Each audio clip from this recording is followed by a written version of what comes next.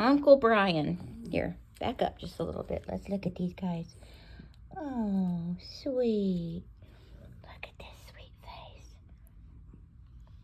Hi, you. Hi. Hello, honeys. Hi. Hi, little doll face. Hi. Y'all are so cute. And you, what are you doing? Hi everybody, I'm Dawn. Welcome to my channel. Thank you for visiting with me today. So in this video, I want to talk about Madeline Soto's story. Now I know I talk about Madeline a lot on my channel, and that's because I just want to keep her name alive. I want to keep her story alive. Because I've seen so many times when something tragic happens to a child or anybody, and the story is exciting and brand new and everybody wants to talk about all the gory details. And then something else happens and that dies down and we all move on to the next case. I don't want to do that with Madeline. I think we need to talk about her story. And I don't have a very big channel. I don't get a ton of views, but still, I want, you know, if two people on my who watch my video talk about it with two other people, and those two people maybe talk about it with two other people, we started a chain of awareness, you know. So yeah, that's what I want to talk about, is Madeline Soto. So Madeline was born on February 22nd, 2011 to Jen Soto and Tyler Wallace. Jen and Tyler were never married. In fact, just a couple months after Madeline was born, Tyler married his longtime girlfriend, Tatiana. I don't know the details of his relationship with Jen. I don't know if it was like kind of like a one-night thing or what it was, but at any rate, Jen was a single mom with a baby girl. And sometime around her 8th birthday, we don't know the exact date, or even if it's around her 8th birthday specifically, that's just what most of us are guessing from the information we have. Jen started dating Stephen Stearns, and he's a bad guy. He's a really bad guy. So let's jump forward to February 22nd, 2024. That was Madeline's 13th birthday. And she or someone typed in her phone at some point, when she turns 13, she wants to go off and live in the woods. That may have meant nothing, but based on very near future things that happen, it's a little weird.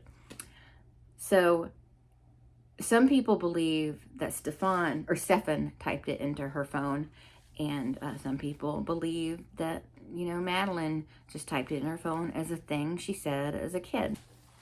So Madeline's 13th birthday party was actually held on Sunday, February 25th.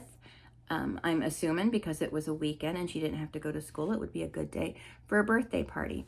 It happened to be her mom had to work that day, and I know there are a lot of people think it's weird that she would plan a birthday party on a day she couldn't be there. I don't really think it's that weird. I mean, I personally would see to it that I was off on a day my child was having a very important birthday party, but we don't know. Maybe she did something special with her, just her and Madeline, on her actual birthday. Who knows? I think people are overthinking the birthday party absence, personally. But yeah, so she had her birthday party, and the next day,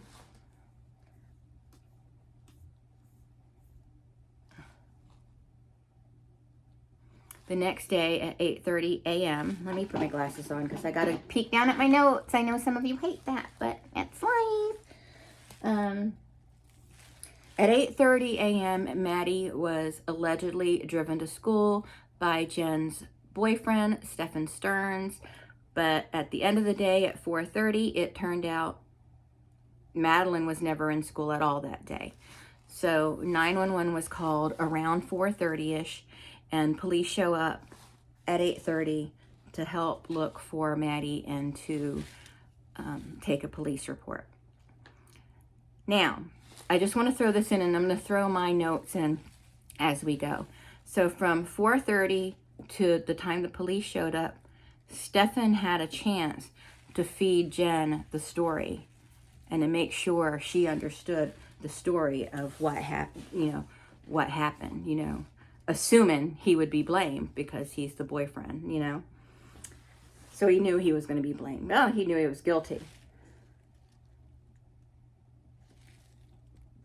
At 6:51 p.m. on February 27th, Tuesday, February 27th, Madeline's missing person poster went out. That same evening, Madeline's mom, Jen Soto, did an interview on television. I believe that was with Fox 35. Yes, it was with Fox 35, and you could see Stephen Stearns in the background. Now, I recall when I first saw this interview, I saw him strangely lurking around the background thinking, he knows what happened to this child. I thought that, and I'm pretty sure a lot of you thought that too. And boy, were we right.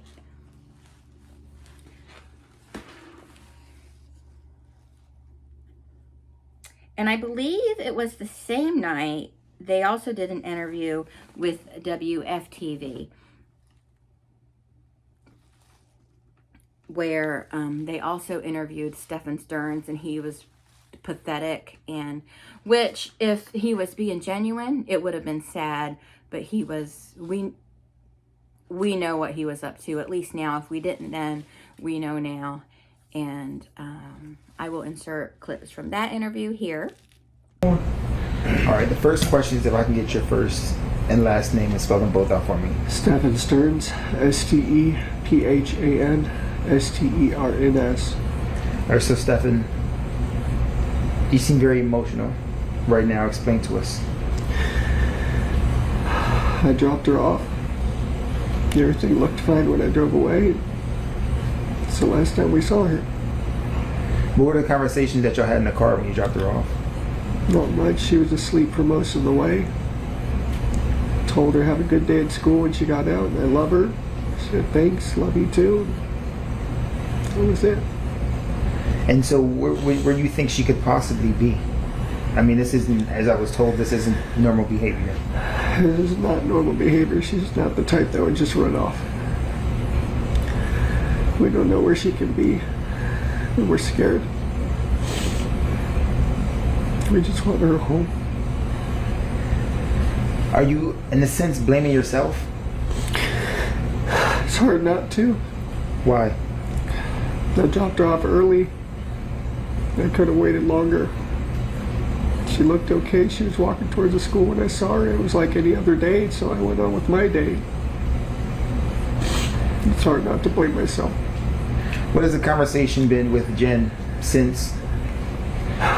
She's been a lot stronger than me. She's been holding it together really well, and but it just keeps coming in waves. Just the reality keeps hitting. And we don't know where she is. We don't know if she's safe. We're just scared. We just want her home. Have you, like, literally put boots on the ground, went out? Yeah, I even went out with the cops where I had dropped her off. And we looked all up and down the road, all along the communities, and there was nothing helpful. None of the cameras were pointing the street. Nothing, which in 2024 was surprising. The church across the street had some cameras, and they mentioned seeing her waiting around in the parking lot for a while before moving on, and that was it. But it was grainy. It was grainy footage, and not much else. Does it seem like she walked west, east? They said in the direction of the school. I'm not sure what that is. What was the language? Not language verbally, body language. When you dropped her off, did she seem happy? Was she like, I'm going to meet my friends? Happy. She had a happy weekend. She just turned 13. She had her 13th birthday party. She was happy that we were all together here, and she's just very happy. She was a happy kid. She's very sweet. She's a very sweet girl.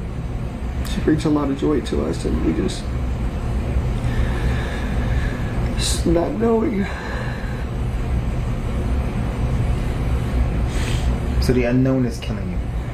Yeah, it's like our whole world is upside down.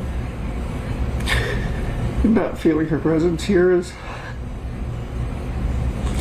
Sorry. It's hard. Oh no, you're fine. Don't need to apologize. What do you want our viewers to know when they see this? She's a sweetheart. She's a very sweet, kind girl. Just please be nice to her. Bring her home if you find her. Tell her that we love her. Wherever she is, I hope she's okay. I mean, if someone were to come in contact with her and you gave me her diagnoses, would it be easy to approach her without any like agitation or anything? Yeah. She's a good kid. She's a good kid. If you can sum up in one complete sentence, waking up, getting ready to drop her off at school, dropping her off at school, to now speaking to me after talking to the police about her being missing for over 24 hours right now. In one complete sentence, what would that be? A living nightmare. It's a living nightmare. Day started off like any other. And I just want to wake up and just get hit with waves of the reality. Just it's setting in. As soon as it got dark last night, we started falling apart because we knew it wasn't going to come to an end. And now we're going on 24 hours and still nothing. Just conflicting reports here and there. People say they see this or that. None of it's conclusive and none of it's helpful. We just want our baby girl back. Tom, any questions? No, I'm good. Thank you. Just because you hold it there for me.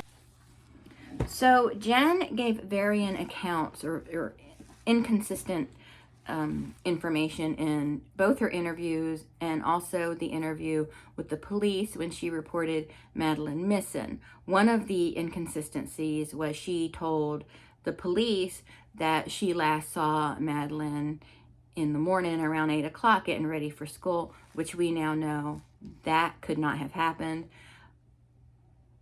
That could have been something fed to her by Stefan to say. We don't know that yet, I'm sure. Hopefully, we'll find out more about that in the future.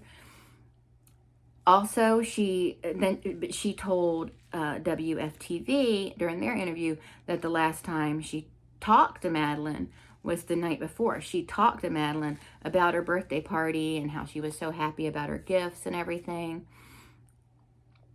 So that was inconsistent. And plus, telling her she saw her getting ready for school when there was no way possible that would have been the case based on the time and what the police now know. We will get to that.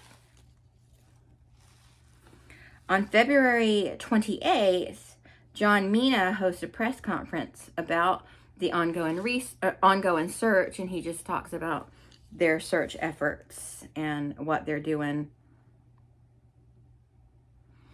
A little over 6 hours later, Stefan Stearns, again Mom's boyfriend, is arrested on unrelated charges, but named him the prime suspect in Madeline's case. We did find out pretty soon after that he was arrested for CP found on his phone. And thank you to the viewer who gave me the correct terminology or initials to use for that, because it was so confusing to me, because he did have CP on his phone, but I also wanted to make sure everyone knew it was CP specifically of him committing acts against Madeline. So it is CP that he's involved with producing and starring in. I don't like putting it that way, but you know what I mean. But yeah, they found images on his phone. Now they asked if they could search his phone, and he said, yeah. And then he was like, I accidentally did a factory reset, because that's such an easy thing to do, right?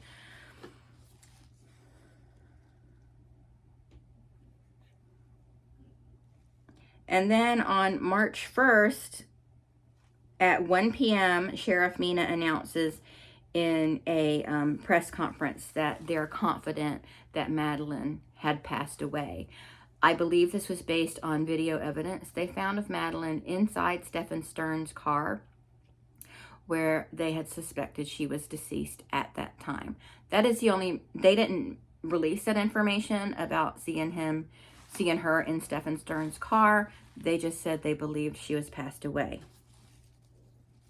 And at 4:30 p.m. that same day, March 1st, Madeline's body was found off Hickory Tree Road in Osceola County, about 20 miles from her home. Remember, she lived in Kissimmee, and this was in St. Cloud. On Tuesday, March 12th, Stephen Stearns had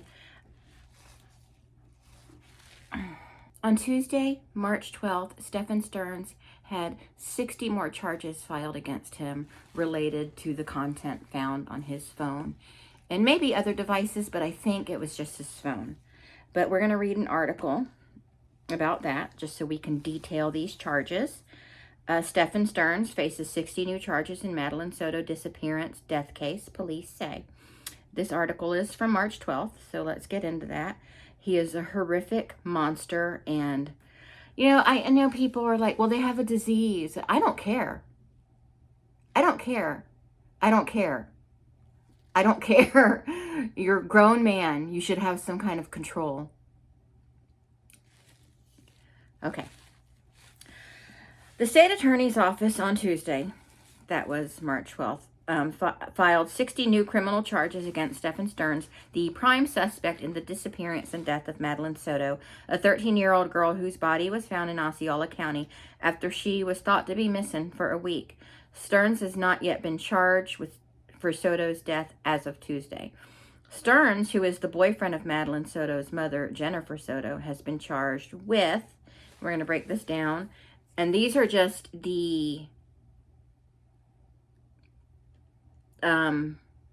60 new charges. 8 counts of S battery of a child under 12, 5 counts of S battery with a child aged 12 to 18, 7 counts of lewd and lascivious molestation, 40 counts of unlawful possession of materials depicting a S performance by a child, CP, 10 or more images. So that means for each count, there are 10 or more video or photos, digital images. So that means at a minimum, 400 photos and videos of Madeline, because it was confirmed that and I'm going to try and find that clip, but it was confirmed that every image is of Madeline. Now, I wanted to, right here, and I've touched on this in other videos, but in case you're new here, I wanted to make sure you understood this. So in the state of Florida, October 2023, Governor DeSantis signed a bill into legislation that would make S battery of a child under 12 a capital offense punishable by the death penalty. And that's great. It's never going to work. It's just, there's too much hubbub around it. But because now they can ask for the death penalty on those 8 counts. Because remember, it will only be on those 8 counts, because I don't know if I said this a minute ago, but it's for the death penalty is on the table for S battery cases against a child under 12. So it would only be those 8 counts that he could, at this point, just in these charges, get the death penalty for. But because those would have happened prior to that legislation being signed, it would be argued as unconstitutional. He can't be punished for something when the punishment came, when the type of sentencing was signed into legislation after the event. Don't come after me. People have come after me about that before. I didn't write the law, okay? I'm not the freaking governor, all right? I'm just speaking facts, okay? So again, because those 8 counts of S battery of a child under 12 took place before legislation was signed, it's going to be very difficult for them to get the death penalty for those crimes. I think they should get instant death penalty, but hey, that's just me. So again, just repeating, those charges were 8 counts of S battery of a child under 12, 5 counts of S battery with a child aged 12 to 18, because remember, she grew up, she aged, 7 counts of lewd and lascivious, 40 counts of unlawful possession of CP, 10 or more images for each charge, and what was it I wanted to say here? Oh, and the oldest image, when the alleged ABUSC started, was June 19th, 2019. So Madeline would have been 8 years old at the time. And that's just what was recorded on his device. He may have gotten brazen. He may have had done other stuff to her that isn't recorded, that we don't know about. Okay, so let me read the rest of this article. The 36-page affidavit obtained by Fox 35 details all 60 counts of what Stearns is accused of. I read it. It is horrific. I will not repeat what was on it because you can't unhear it. You can't unsee it. It is awful. It is. He did things that adults don't do consensually. You know, I mean, some of them do, I'm sure, but for the most part, he did things that adults won't do. And he's forcing this on a little girl. A little girl. One of the charges, I will say, it's one of the worst things, in my opinion, you can force someone to do sexually. And she was 8 years old at the time that happened. So, the document does not name a victim, but does include a date range of how long Stearns has allegedly been in possession of graphic materials, or when the alleged ABUSC started, June 19, 2019. That range tops out on February 26, 2024, the day Madeline Soto was last seen. So, he has images of her, CP of her, from February 26, 2024. So, somewhere between midnight, after her birthday party, midnight to, let's say, 8:19 a.m., because that's when the time the video was seen, or the date stamp of the video where she was seen in the car. Somewhere between midnight and 8 a.m., she was essayed and unalived. So, yeah.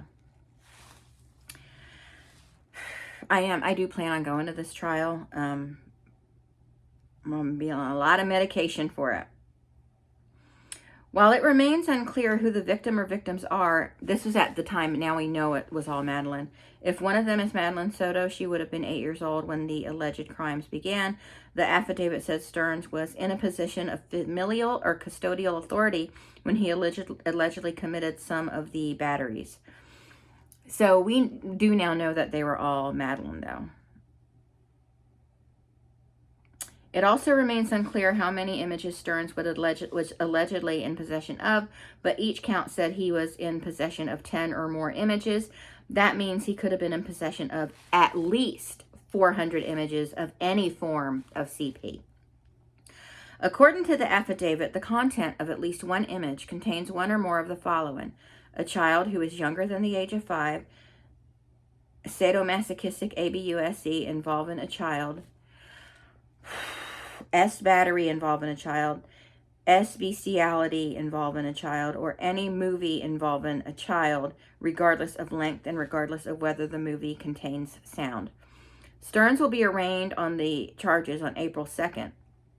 According to the state attorney's office, S battery on a child under 12 is a capital felony and is punishable by life in prison or death if convicted. But they don't cover the information I told you about there. It's iffy that they can get that.